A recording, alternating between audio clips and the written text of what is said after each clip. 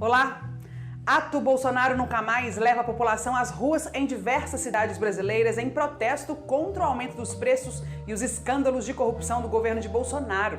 Decisão do STJ valida a Lei Maria da Penha para o caso de violência contra mulheres trans. E veja também, análise de Aldo Fornazieri, cientista político, que em conversa com Afonso Bezerra avalia o contexto político atual e as eleições 2022. Eu sou Emília Bisotto e te convido a continuar aqui com a gente. O programa Central do Brasil desta segunda-feira está começando agora.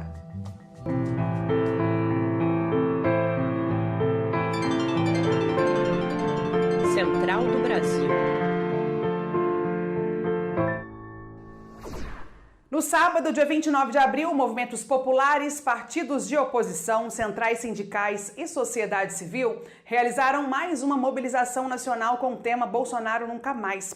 Os atos que aconteceram em mais de 10 capitais e em algumas cidades do interior e tiveram como pauta central a denúncia no aumento dos preços dos alimentos, do gás de cozinha, dos combustíveis e a cobrança por investigação dos casos de corrupção do governo de Bolsonaro. Rio de Janeiro, Alagoas, Mato Grosso do Sul, Paraíba, Maranhão e Sergipe são alguns dos estados que participaram dos atos. Hashtag Fora Bolsonaro e hashtag Bolsonaro Nunca Mais esteve estampado em faixas e cartazes, além do grito do povo. Bom, hoje é segunda-feira, dia da análise política feita pelo colunista Miguel Stedley. Mais uma vez, ele fala sobre a conjuntura a respeito das eleições de 2022 e o perigo do clima do já ganhou, baseado nas pesquisas de intenção de voto, acomodação da esquerda e articulações estratégicas do governo de Bolsonaro, que não param. Embarque imediato. Nada pior para a esquerda que o clima de já ganhou para as eleições presidenciais. E nos últimos dias, Bolsonaro tem demonstrado que tem força suficiente para ir ao segundo turno. Primeiro, conseguiu coesionar e fortalecer sua base parlamentar, o suficiente para garantir vitórias como derrubar a urgência da votação do projeto contra as fake news ou acelerar a tramitação de projetos golpistas, como o projeto que impõe o semipresidencialismo sem plebiscito. Além disso, a aliança com o Centrão permanece sólida, o que garante estrutura para a campanha eleitoral. E as denúncias de corrupção do MEC têm revelado que o Ministério serve para irrigar dinheiro para aliados eleitorais de evangélicos e do Centrão, nas prefeituras e nos municípios. Bolsonaro tem crescido entre os eleitores de direita arrependidos que voltaram a apoiá-lo por fracasso da segunda via de direita. E o seu desempenho melhorou também onde chega o Auxílio Brasil. Os escândalos do MEC também revelam a letargia em que se meteu a esquerda, que prefere deixar o assunto para o TCU ou para uma possível CPI. Derrotar o fascismo é a tarefa mais importante dos últimos anos, e ela não pode fracassar pelos pecados da soberba ou da preguiça. Na terça-feira, dia 5 de abril, o Superior Tribunal de Justiça definiu que para casos de violência doméstica ou familiar contra mulheres transexuais, pode-se aplicar a Lei Maria da Penha.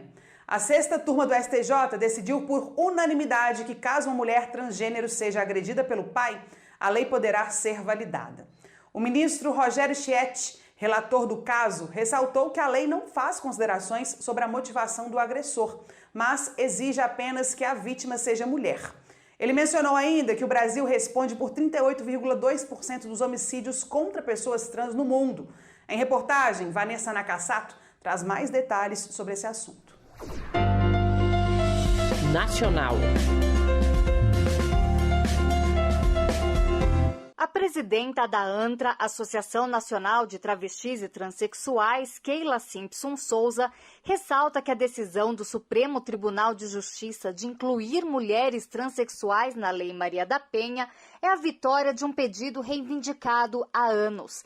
A inclusão aconteceu após o julgamento do processo de uma transexual contra o pai, que a agredia todos os dias dentro de casa. Tem uma importância bem significativa. Primeiro porque vai ajudar sobremaneira muitos casos de violência e violações que acabavam e que eram naturalizados, porque as pessoas trans, por sofrerem essas violências, achavam muito natural a família expulsar de casa, a família violentar e bater. Então, as pessoas nem se davam conta de que aquilo que a família estava colocando para ela era uma violência, era uma violação. Para Keila, a aplicação da Lei Maria da Penha para transexuais é tardia. Além dessas mulheres terem participado da construção do texto no início dos anos 2000, Keila lembra que a lei se refere à violência baseada no gênero e não no sexo biológico. A gente não está aqui querendo comparar mulheridades, a gente quer apenas dizer que nós queremos os nossos direitos respeitados também enquanto mulher, enquanto ser humano, que tira esse genital que está tão presente na vida das pessoas, porque quando o Superior Tribunal de Justiça diz que independente da redesignação genital de qualquer pessoa, que deve prevalecer é o que a pessoa determina que é. A decisão do Superior Tribunal de Justiça não é uma decisão vinculante. Isso significa que juízes até podem decidir de forma contrária, mas abre a possibilidade de recurso no STJ, que, se acionado em algum processo, vai manter a aplicabilidade da lei. Segundo a bacharel em Direito e cofundadora do coletivo amazônico Lesbitrans, Dandara Hudson, este é o primeiro passo rumo a uma lei permanente. Todo o judiciário agora, das instâncias inferiores, das instâncias superiores, vão passar a dialogar, a ponderar suas decisões, a ponderar seu encaminhamento, porque antes era um caminho direto de negação. Agora nós não estamos nesse caminho direto de negação. Agora temos uma decisão que tem que parar, ela não é obrigatória, mas ela obriga a parar e refletir.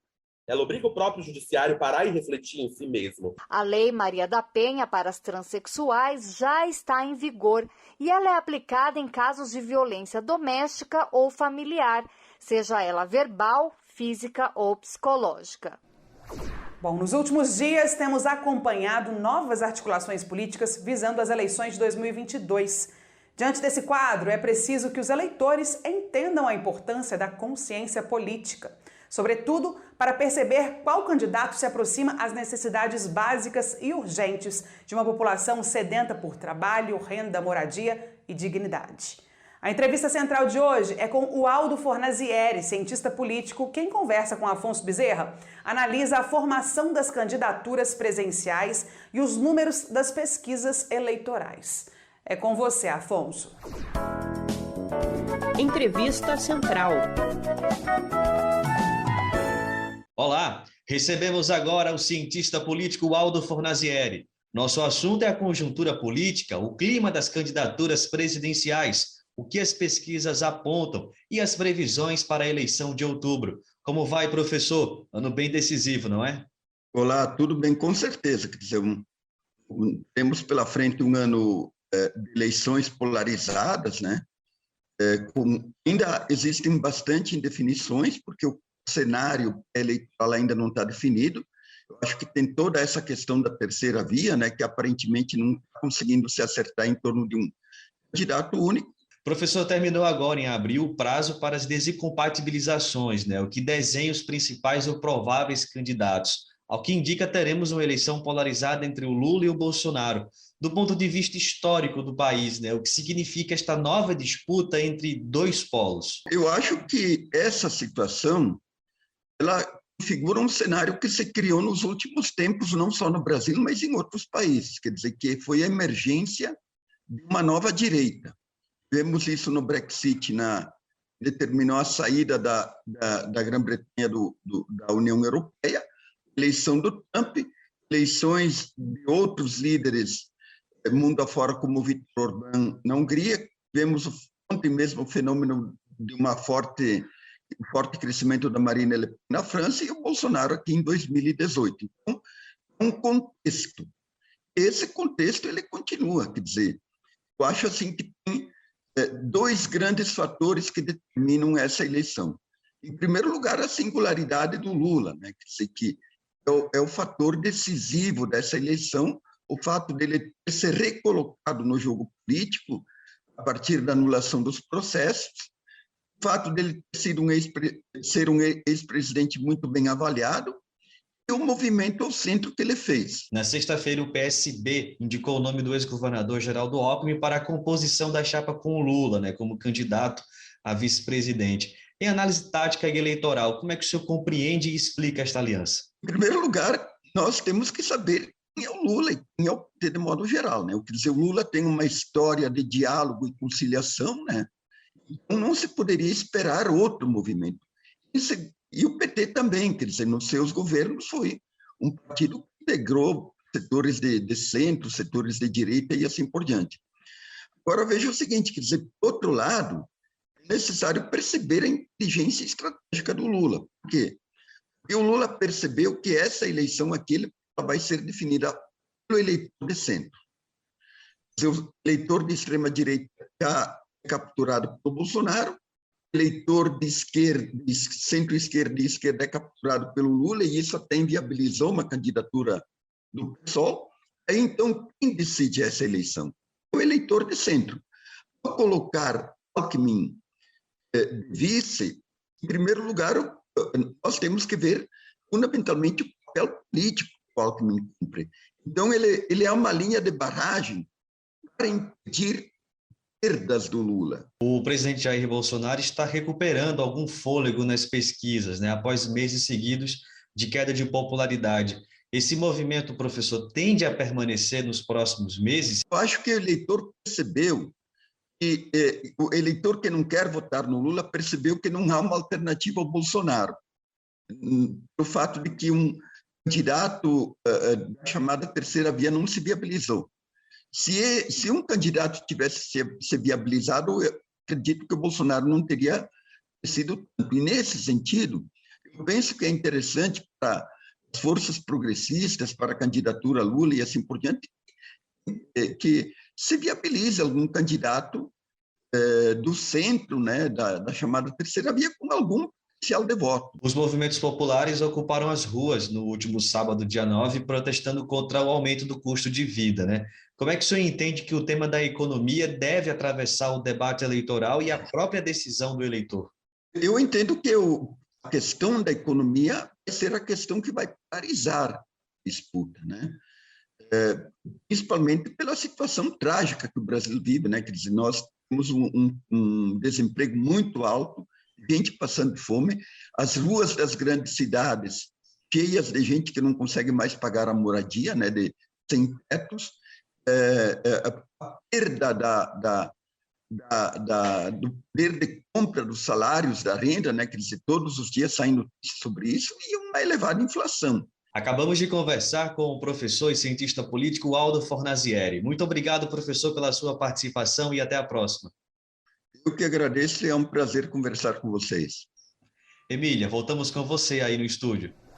Bom, Diálogos Contemporâneos é um ciclo de palestras que promete despertar reflexões profundas sobre novas perspectivas para o país a partir dos saberes e obras literárias de escritores e escritoras brasileiros.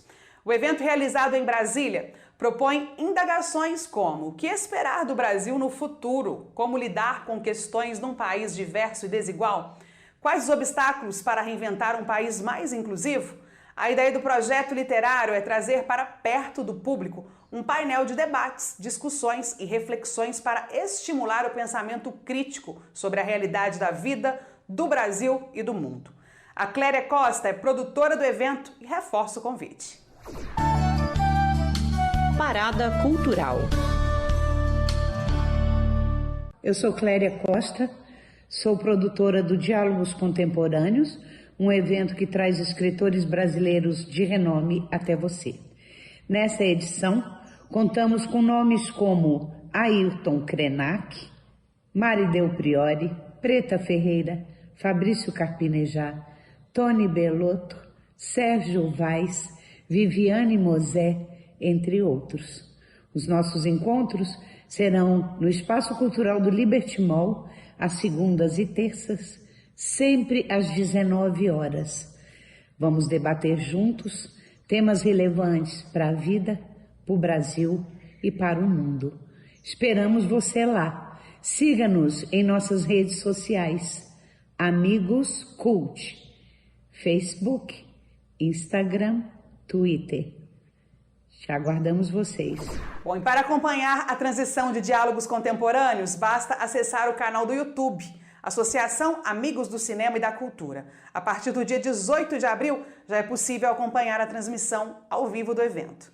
Bom, o Programa Central do Brasil de hoje vai ficando por aqui. Eu agradeço a sua companhia e te espero amanhã. Até lá. Tchau!